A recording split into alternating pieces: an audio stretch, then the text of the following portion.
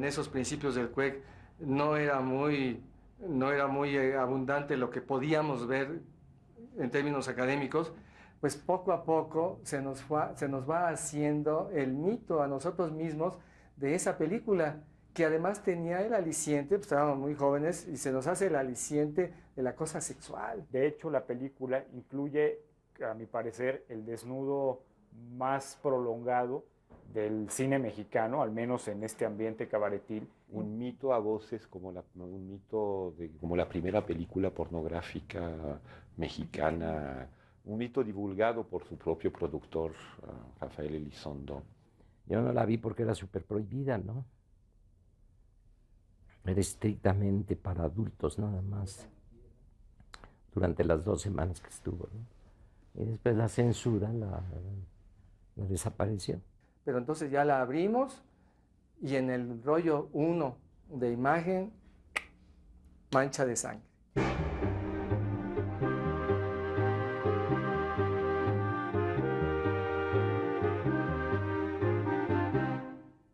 Hay un cine nacional que siempre va a ser reprobable, execrable, que siempre irrita a la censura, a las buenas conciencias, y yo creo que una de las grandes leyendas de este cine censurado es precisamente la leyenda que se dio con La Mancha de Sangre, una película de 1937 que se proyectó 6 años después, hasta 1943, se supone que ya censurada, ya mutilada, y esa película se perdió.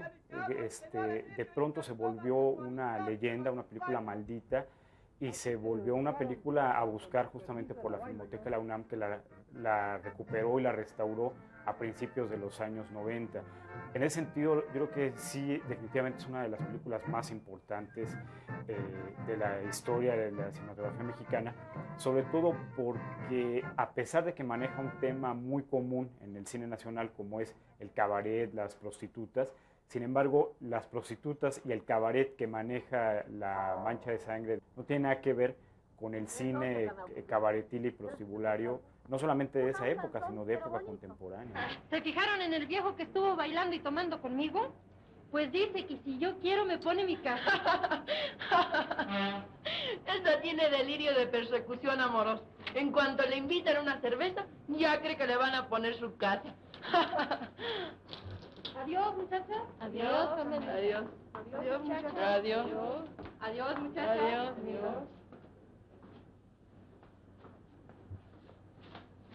Muchachas, ¿quién me lleva a mi casa? Yo invito el tostón de la dejada. Yo me la llevo, es de mi rumbo. Bueno, muchachas, hasta mañana. Adiós. Que las atropelle un perro. Adolfo Fito Best Mogart, pintor y teórico del arte, nace en 1891 en la Ciudad de México. Fue descendiente de abuelos ingleses y franceses que dejaron a su familia una regular fortuna. Perteneció a una red de artistas multidisciplinarios involucrados en la literatura, el cine, el teatro, la pintura y la música. Durante su estancia en Europa se introduce en la pintura gracias a su estrecha relación con Diego Rivera, ocupando su estudio cuando éste salía de París. Sí, era un hombre como muy elegante, ¿verdad? Un hombre muy alto, muy elegante. Diego Rivera pintó un retrato de él, por cierto. Un buen retrato, de los buenos retratos que pintó Diego Rivera, que no siempre eran tan buenos, ¿verdad? Está en el Museo Nacional exactamente el retrato de Best Mogart. De regreso en México, Best Mogart trabaja para el arqueólogo Franz Boas, quien le encarga realizar copias de tepalcates mexicanos. Mogart preparó una colección de 2,000 dibujos, reproduciendo grecas, adornos y ornamentos indígenas. Best Mogart escribe varios textos en los que sitúa a la educación de las artes en una base naturalista. De 1921 a 1924, publica su texto Método de dibujo, creando su teoría en la que afirma que todo secreto plástico del pasado descansa en 7 formas esenciales, columnas que sostienen el universo imaginativo de la raza. Es entonces cuando el ministro de Educación Pública, José Vasconcelos, lo anima a formar un departamento especial que llegó a tener más de 2.000 alumnos que aplicaron su método para dibujar. Tiempo después, Bess Mogart se concentra en pintar rostros, buscando en la mirada la expresión de los estados anímicos. Rasgo que hace a sus pinturas enormemente interesantes y exclusivas. Aunque el gobierno le encarga supervisar y censurar el trabajo fílmico de Sergei M. Eisenstein en Que Viva México de 1931, en realidad lo asesora, apoya y admira.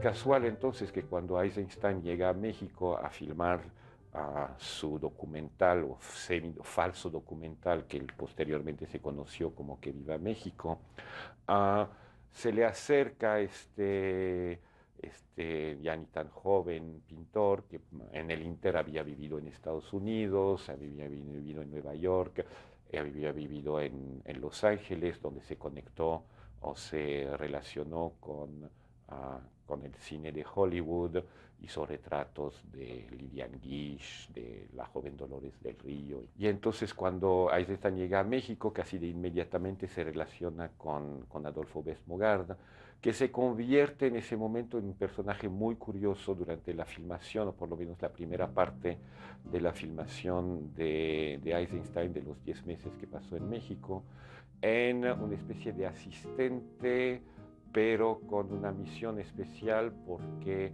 es pagado primero por Gobernación, luego por la Secretaría de Educación Pública, para supervisar que Eisenstein filme correctamente el país sin denigrarlo y sin mostrar, ya sabemos, niños harapientos, indios desnudos, etcétera, etcétera.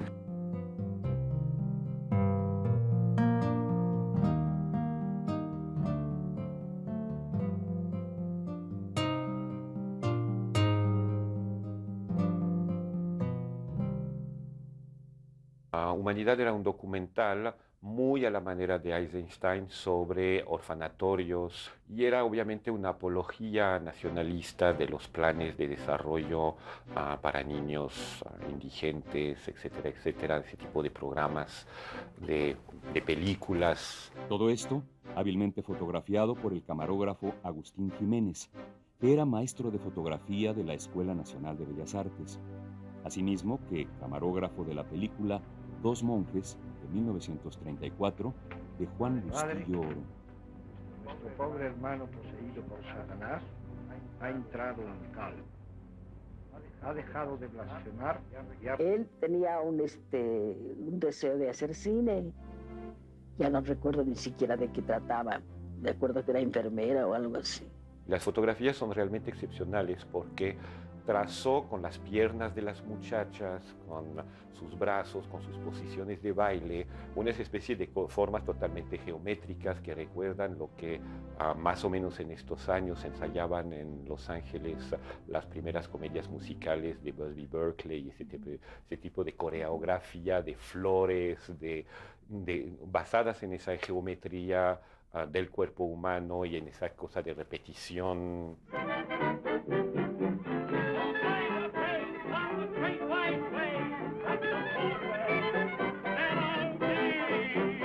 Lo interesante y lo poco de los pocos minutos que existen de esa película es ya denotar una especie de estética muy particular que proviene de Eisenstein por un lado, pero que está llevada a su extrema potencia por su colaboración con su camarógrafo, el fotógrafo Agustín Jiménez, que es un personaje fundamental, creo, para comprender la mancha de sangre y la estética muy particular que la diferencia del resto de la producción cinematográfica de la época.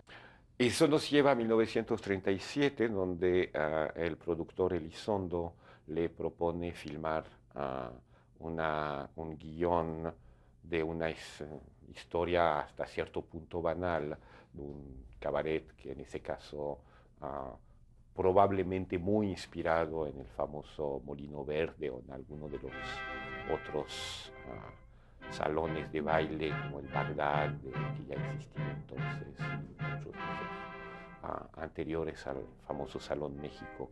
Obviamente, Bess Mogart, para hacer esta producción, recurre otra vez a Agustín Jiménez.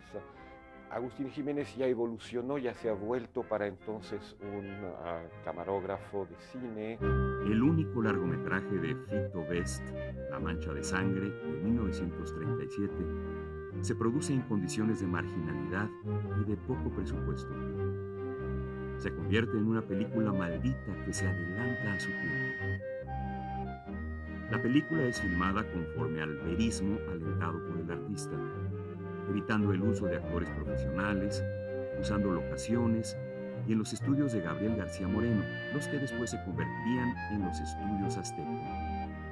Es así como el cineasta Bess Mogart nos relata en un tono desdramatizado los conflictos de una prostituta, interpretada por Stella Inda, con su padrote, Heriberto G. Battenberg, y sus amores con un joven obrero desempleado, interpretado por José Casal.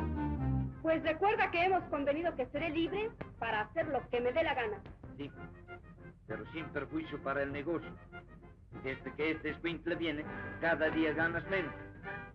En el ambiente del cabaret, ese tipo de estética no funciona. Prefiero concretamente a todas las tomas de las mesas vistas en picada absolutamente vertical, ese juego de cartas en un momento dado, o donde se ven prácticamente solamente las manos jugando, comiendo, pasándose vasos, etcétera, etcétera, mientras se oye en off, que es muy, muy atrevido en ese momento. Nuestros cineastas actuales se quedan con esta idea de la prostituta higiénica, digamos, o espiritualmente incolume, como sería La Santa, o incluso la misma Marga López en Salón México, o la Ninón Sevilla de Aventurera, o Andrea Palma en La Mujer del Puerto.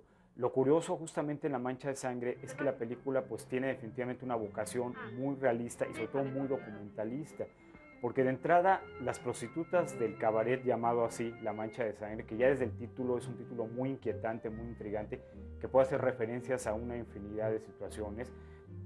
La sangre, bueno, desde la rotura del himen hasta un crimen, un asesinato. De hecho hay una intriga policíaca dentro de la misma trama de la historia.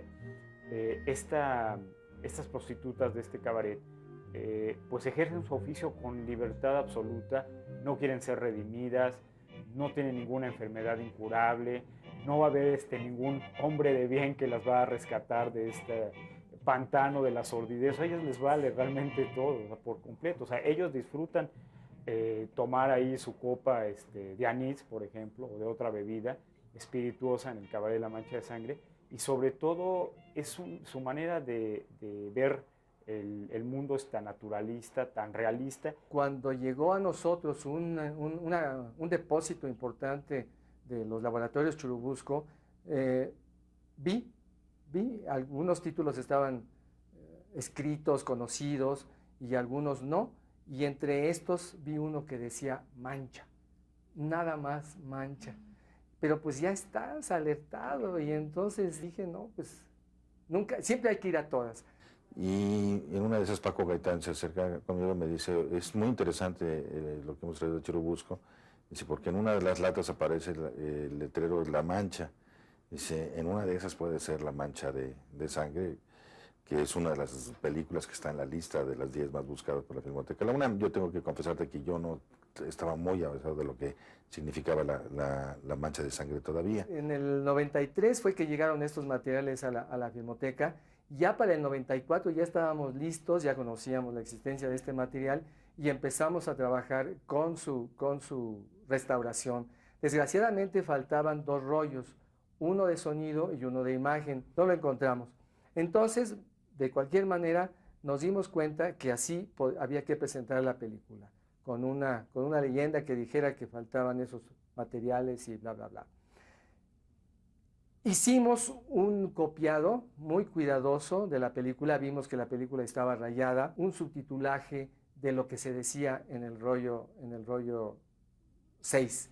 Muy loco porque efectivamente al llegar al rollo 6, pues se fue el sonido y nos echamos el rollo pues tratando de ver qué pasaba ahí, que es algo que ya subsanamos, porque como sabes, este rollo 6 se lo hemos pasado ya a una pareja de sordomudos que lograron subtitularlo y ya sabemos por lo menos qué se dice en ese rollo.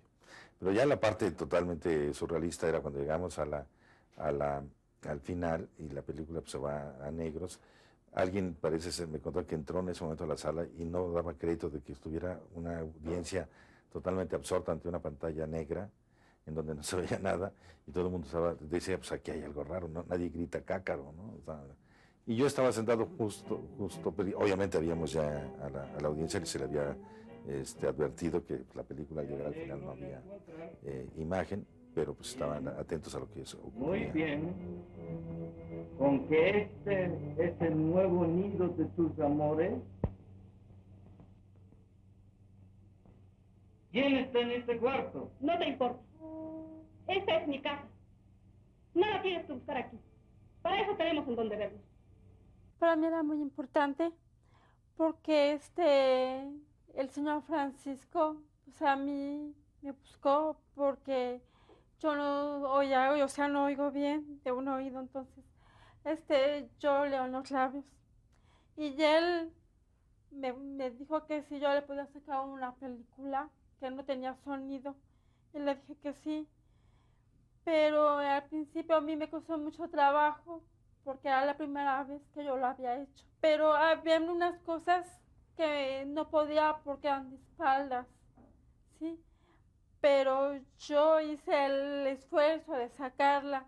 Y bueno, el caso de Estela Inda, de este personaje en particular, a pesar de que ella al final, bueno, quiere irse del cabaret, no es porque no le guste trabajar en el cabaret, sino porque, bueno, tiene otras perspectivas diferentes, ¿no?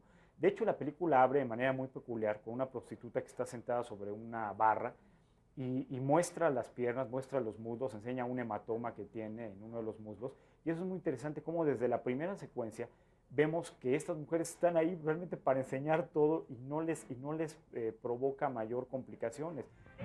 Hoy sí nos agarramos de una buena vez. Al bailar yo me testereó.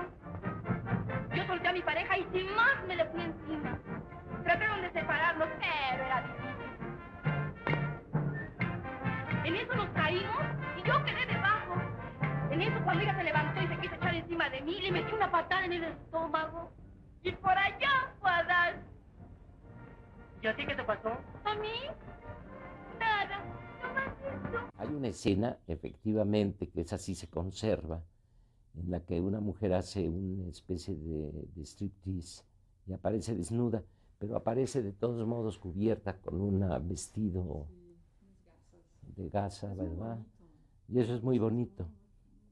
Y entonces uno curiosamente quería ver más de lo que la cámara estaba tomando, ¿no? Este desnudo muy estético, muy hermoso y sobre todo realizado sin ninguna mojigatería.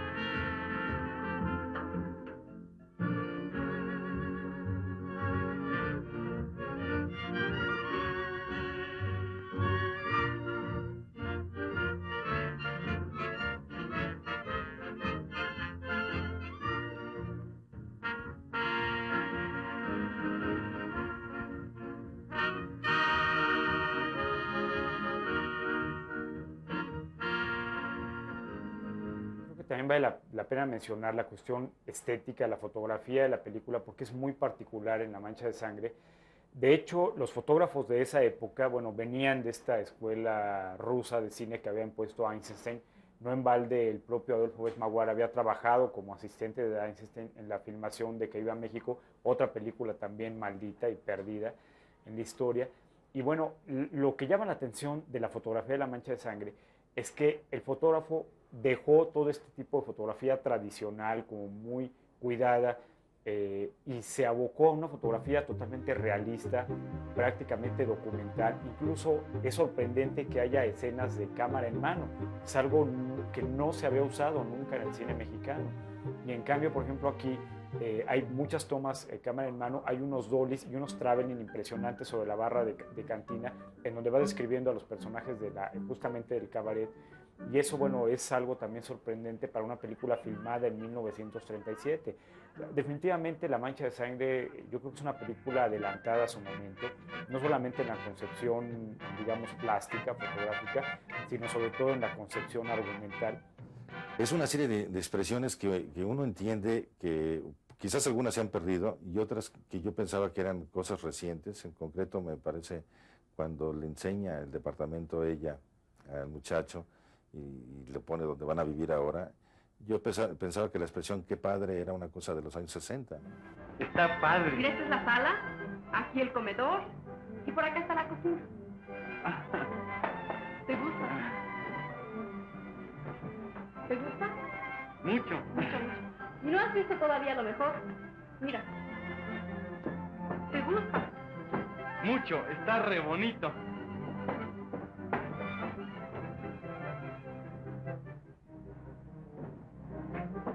Y cuando sepas que la he puesto exclusivamente para que nos veamos, te gustará más. Las prostitutas de La Mancha de Sangre realmente gozaban el oficio, ¿no? O sea, era un oficio como cualquier otro, como el oficio de las vendedoras de perfumes ahí ambulantes, o el bolero, o el de los toques eléctricos. O sea, finalmente, pues era su trabajo, ¿no? Qué bonito, ¿eh?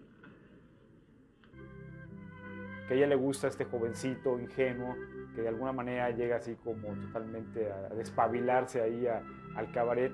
A ella, a pesar de que tiene una relación con un padrote maduro, le gusta este jovencito, le pone el departamento y bueno, le propone pues irse a vivir cerca.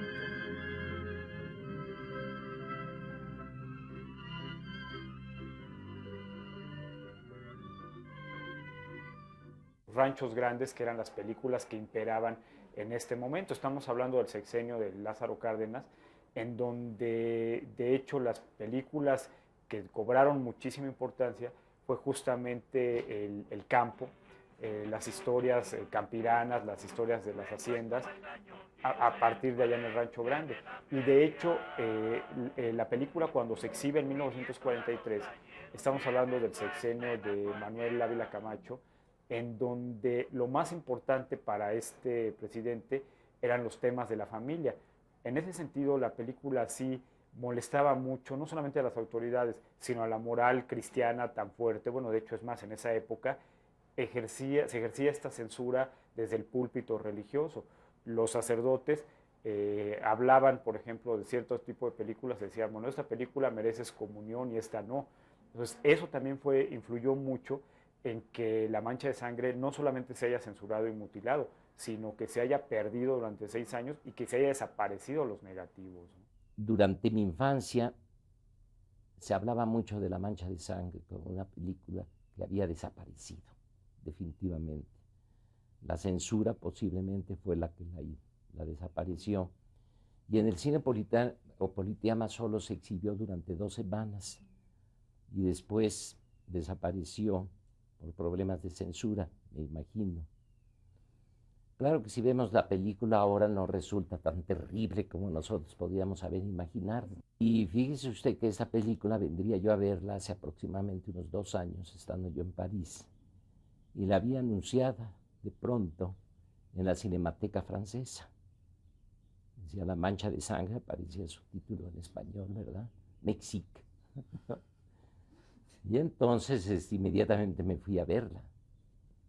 definitivamente, porque no pude haber hecho en mi infancia, lo pude ver ya en la edad adulta.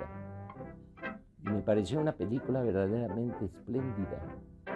Hicimos primero, primero hicimos la copia, se reestrenó con mucho éxito, todos los periódicos hablaron de esto, algunos críticos la película les decepcionó, pero en general para nosotros ese rescate histórico de las imágenes perdidas es muy bueno. Yo le pregunto a Celaín, que está junto a mí, digo, ¿y qué pasa? Y dice, no, pues matan al muchacho. Y me dice, no, matan al malo. Y dice, no, me matan a mí. Entonces ella misma no tenía muy claro cómo terminar la película, que ya cuando oyes con calma el sonido te das cuenta que efectivamente pues era un final feliz, en donde el muchacho mata al malo aparentemente en un pleito, ¿no? Entonces mi imaginación empezó a funcionar, esto hace 2 años, y yo dije, posiblemente las escenas realmente terribles son estas que han desaparecido, ¿no? Te sientes muy bien, al final fue una función importantísima, de poder ver algo del cual se habían dicho muchas cosas. Desde luego me gustaría a mí mucho tener 2 posibilidades. Uno, encontrar una copia de La Mancha de Sangre en donde venga el rollo 6 con el sonido, porque comprobaríamos efectivamente si el método es el correcto, si lo que escribieron estos sordomudos en la pantalla concuerda con lo que efectivamente se oía, porque a mí me sorprende que hasta cuando están de espaldas le ponen letreritos, o sea que quiero ver cómo es que lo hicieron, y suena lógico este subtitulaje que hemos hecho, y desde luego también el poder ver la escena final, ¿no? Sería realmente importante. Pero creo que eso es lo que te da gusto de este trabajo, el que realmente puedas volver a ver una película, en este caso, de la cual se había dicho muchísimas cosas, y que por fin lo puedes ver en pantalla, ¿no? La concepción de Best Mogart de la vida cabaretil es sin duda la más verdadera que nos ha ofrecido el cine mexicano. En este mundo, las prostitutas están ejerciendo un trabajo para ganarse la vida, y no sufren necesariamente por ello, sino que aún pueden divertirse, pelear, hacer amigos y amar. Todo ello dentro de la trama de aventuras gangsteriles. Este universo no podía ser aceptado por la estrecha mentalidad de los censores de siempre. Adolfo Best Mogart muere en Atenas, Grecia, cuando visitaba la Acrópolis en 1965. Estamos filmando. Y entonces uno curiosamente quería ver más de lo que la cámara estaba tomando, ¿no?